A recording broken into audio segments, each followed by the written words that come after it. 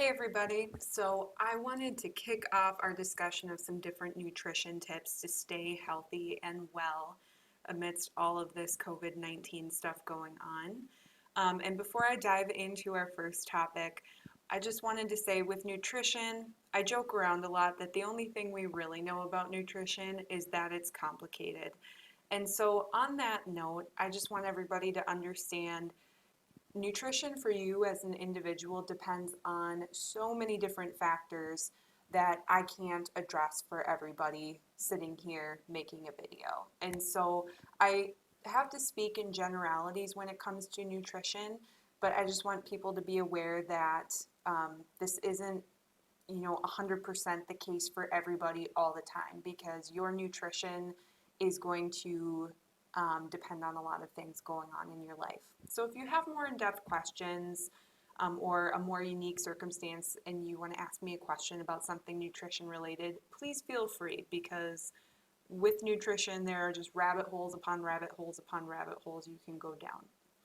And on that note, I'm going to jump into our first topic, which is one of my favorites, and that is eating the rainbow. And so, what eating the rainbow means is exactly what it sounds like, trying to eat a wide variety of different colors of produce.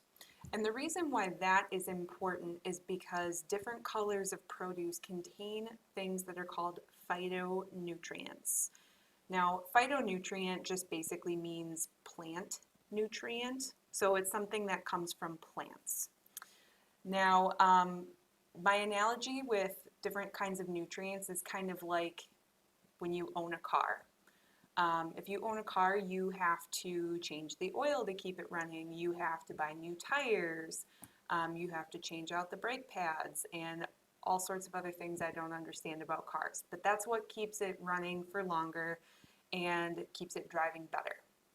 And with nutrition, it can work very similarly. There's kind of a bare minimum we need to stay alive. And beyond that, everything will make you healthier, but you're not just going to fall apart and die right there. And phytonutrients are one of those things. It's kind of like those regular oil changes, the new tires, everything. You know, our car's not just going to immediately stop dead on the road if we forget one of those things one time. But over time, um, your car is not going to be doing as well. And likewise, your body is more likely to become sick or have issues if you are not going above and beyond the bare minimum for nutritional requirements. Now, eating the rainbow is just one tool to help you go above and beyond the bare minimum for nutrition requirements. There's a million different ways you can look at it to improve your nutrition. This is just one I think is really easy for a lot of people.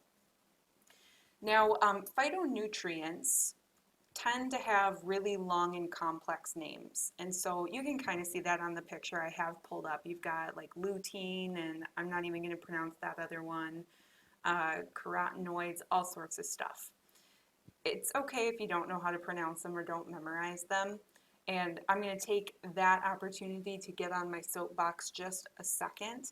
Um, there's a lot out there about how you shouldn't eat things you can't pronounce, and if it's got a long chemical name, that means it's not good for you or it's artificial or something, and that's just not true. Um, some of us who maybe studied chemistry a little bit more may be aware that chemistry is really like a different language. When we name things in chemistry, it follows its own rules for how it's named. It's super complicated, and so you can end up with normal foods that have components that have these really long chemical names, and they sound really scary and they're hard to pronounce, but that doesn't mean it's bad for you. That would be kind of like me saying, oh, I found this book written in Latin, but I don't know how to read Latin, and so that book is bad and I shouldn't read it. And that would be ridiculous. It just means I don't know how to read Latin. And so if you don't know how to read chemical names, which a lot of us don't, um, that's okay. Because if you think about water, for example, water's chemical name is dihydrogen monoxide. Sounds super scary and kind of weird and like, what is that chemical? But it's just the chemical name for water. So I wanted to just take that opportunity to just say, folks, being able to pronounce something or read it easily has nothing to do with how good something is. There can be things that are really bad for you that are easy to pronounce, and so it's just not correlated whatsoever. So don't worry about all these long, crazy names for phytonutrients. It's just chemical names for them. You don't really have to worry about it too much. Now, the easiest way to eat the rainbow is to really just worry about Roy G. Biv instead of all these different spellings and pronunciations. And so you can see on the picture I have pulled up here, you've got some examples from a lot of those different color groups. And I'm actually going to hop over to the Harvard School of Public Health page here. And so you can see it lists some different foods that contain phytonutrients in the different colors. And so that's a really great diving board um, to come get some ideas for different pieces of produce in each color category that would contain some of these different phytonutrients. And this webpage does kind of break down what we believe a lot of these phytonutrients help support in our bodies. So that's a really great place to look if you're trying to look for ideas for different colors of foods to try to eat. Now, in general, when you are picking colorful foods to eat, you want to pick things with bolder and darker colors. Like if you think of a bunch of spinach, which is pretty dark green compared to some iceberg lettuce, which is pretty pale, the spinach is going to have a lot more nutrition in it than the iceberg lettuce does. So in general, when you have the opportunity, pick the more vibrant and darker colors, and you're going to get a lot more nutritional bang for your buck there. All right, I've now moved locations, and so let's talk a little bit about how you can incorporate eating the rainbow in a really easy way that's conducive to your life. So you don't have to start with a million things at once. Just look at what you're already eating, get a good idea of what things you're eating week to week, and see how you can improve from there. So a lot of common vegetables or fruits that we eat are now available in multiple colors, even at the grocery store. I'm seeing a lot of heirloom varieties show up at a lot of the grocery stores that I've been going to. And so if you eat tomatoes, you now might be able to eat tomatoes in yellow and orange and red and purple instead of just red. Or carrots or leafy greens have a lot of different colors in them. And so start with the things that you already know you like and just try them in some different colors if they're available.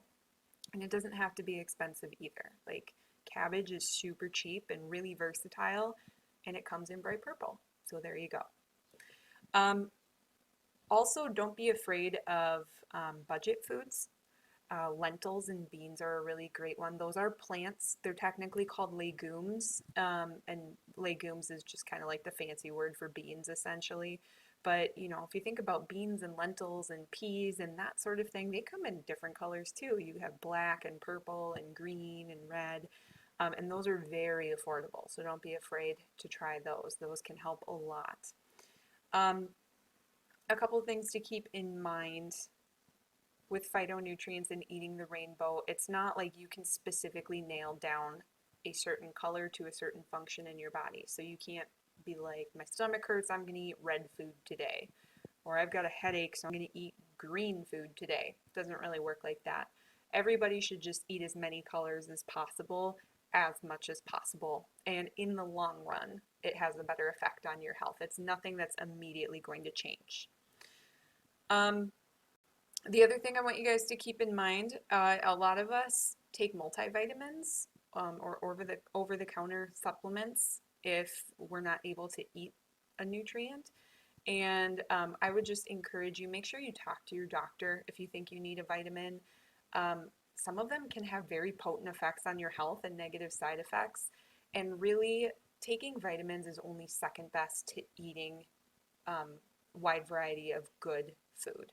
Um, in food, different nutrients and vitamins and minerals might have several different forms. And when you eat food, you get all of those forms.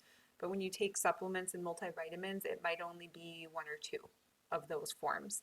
And so you're not getting the full benefit when you take a multivitamin. In my mind, my personal opinion, the way I approach vitamins is as a last resort. If there's absolutely nothing else I can do to change my diet to get what I need out of food. But you should absolutely always talk to your doctor before you start a new supplement because, like I said, even though they're over the counter, they can have really potent effects on your body. And so you want to make sure your doctor knows what you're taking. All right.